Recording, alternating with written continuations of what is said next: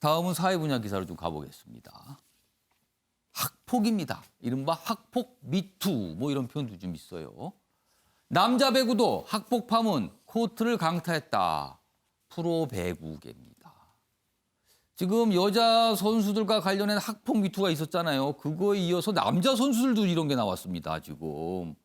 그래서 뭐 구체적으로 어떤 피해가 있었다는 것까지 소개가 되고 있죠. 자, 지금 이 남자 선수 관련해서 구단 뭐 여러 가지 뭐 조치를 한다는 얘기가 있고요. 진상규명, 엄정대응 촉구, 청와대 청원까지도 있습니다. 지금요. 관련 기사 하나 더 보겠습니다. 다음 기사는 이런 현상이 어떤 배경을 갖고 있을까 이런 걸 설명하고 있어요. 악몽의 그들 TV에서 보고 싶지 않다. 체육계 잇단 학폭 미투입니다. 여기 보면 뭐 선수들 좀 얘기가 쭉 있는데 젊은 세대의 도덕 기준이 더 명확해졌다. 그래서 문제를 삼고 있는 거다. 이렇게 좀 분석을 좀 하고 있습니다. 자, 윤기찬 변호사.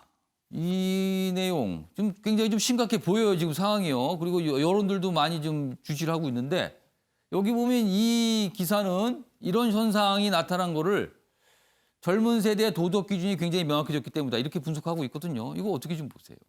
그렇죠. 도덕 기준이라는 것보다는 사실은 예. 이제 어필을 하는 그 의식이 더 많이 발전됐죠. 아, 뭔가를 문제 제기를 강하게 그렇죠. 한다. 예전 같으면 저게 사실은 인격적으로 많은 피해를 입은 것이거든요. 잊혀지기가 어려워요. 그런데 이전 세대 같은 경우에는 지난 일이기 때문에 잊혀지진 않지만 그것을 문제 제기하지 않고 그냥 지나갔는데 그냥 묻고 지나갔을 거다. 지금은 이제 문제 제기를 해서 권리를 되찾고 싶은 것이죠. 특히나 지금 상당히 중고 시절이기 때문에 10년 이상 된 사건들이거든요. 그렇다면 법적으로 저분들을 그러니까 가해자들을 처벌시키거나 손해배상을 받기는 어려워요.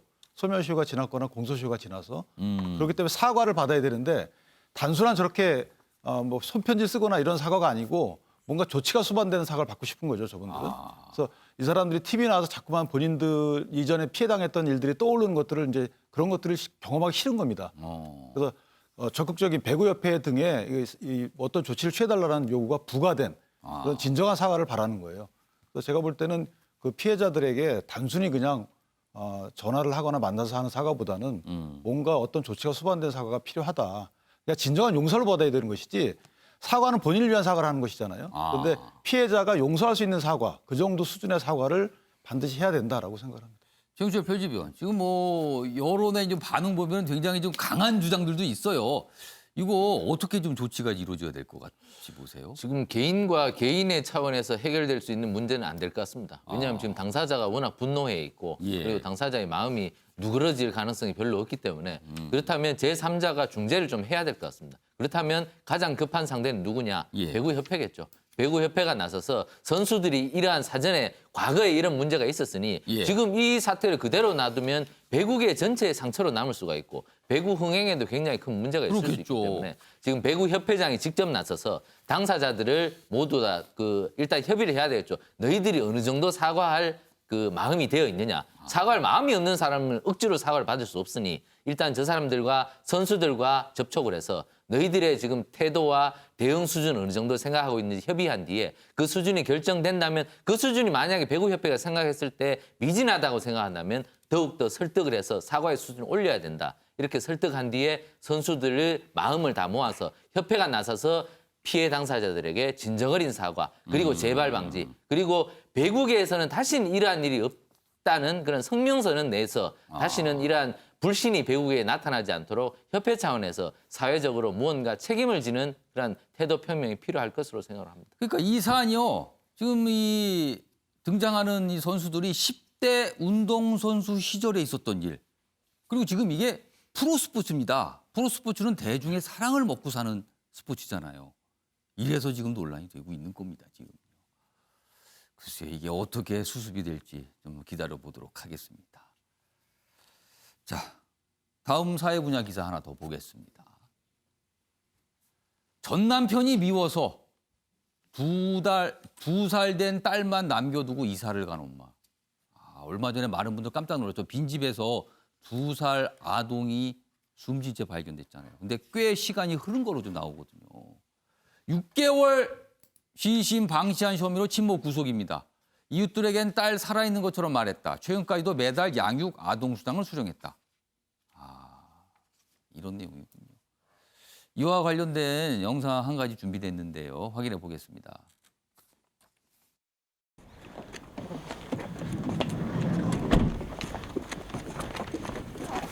아이한테 미안하지 않으세요? 아니 왜 도망가셨습니까? 살인죄 적용해서 구속영장을 신청했고 일부 확인을 하고 있는데 관련되는 기관에서 그 내용들은 사실관계 확인하고 조치를 하겠죠. 자, 이게 어떻게 된 일이고요. 그리고 그러면 지금 구속이 됐잖아요. 앞으로 처벌 수위는 어떻게 되는 겁니까, 이게? 일단 그 한 임차에 쓰고 있던 원룸에서 이제 아이가 하나 사실상 미라 상태로 발견이 되죠. 근데 이제 발견된 경위가 그 원룸의 아래층에 저 구속된 여자의 친엄마가 살고 있었어요. 그러니까 그 연락이 안 된 날에 집주인 연락을 받고 올라갔더니 이제 그 자기 손녀가 이렇게 죽어 있는 거예요. 그러니까 그 부분도 상당히 이해가 안 가요. 근데 저 구속된 사람의 얘기에 따르면 본인은 6개월 전에 나갔다는 겁니다.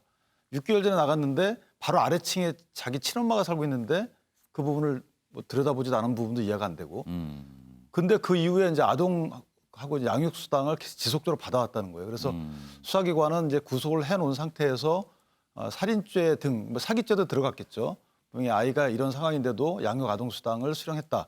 그러니까 아이가 죽은 걸 확인하고 나갔는지 이것은 이제 부검이 현재 진행 중이라서 조만간 좀 더 확인해 봐야 되는 문제고.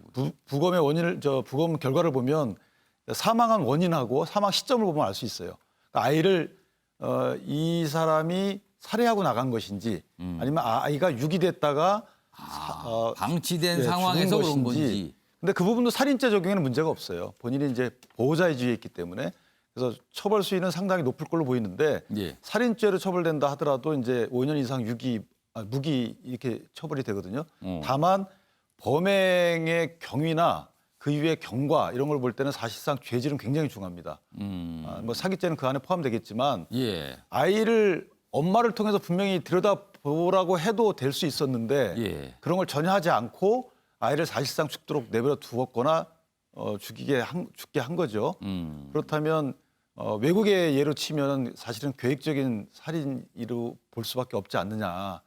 밑에 보시면 저 다른 남성과 사이 아이 두고 다른 살림을 하고 있었다는 거예요. 다른 데서. 그렇기 때문에 저 부분은 아이의 존재 자체를 부담스러워한 엄마의 계획적 범행으로 볼 수밖에 없고 그렇다면 법정에서 상당히 중한 형이 선고될 가능성이 큽니다. 그러니까 이런 일이 지금 너무 자주 발생하고 있어요. 그리고 이게 개인의 문제일 수 있지만 왜 사회는 그동안 이렇게 오랜 기간 동안 몰랐었냐. 이거 항상 지적되고 있습니다. 이번에도 6개월입니다. 6개월이요, 지금요. 나타나는 시간이요. 지금이라도 뭔가를 좀 해야 될 때 같습니다. 자, 아침의 매일 영재 오늘은 여기서 마무리하겠습니다. 시청해 주신 여러분 고맙습니다.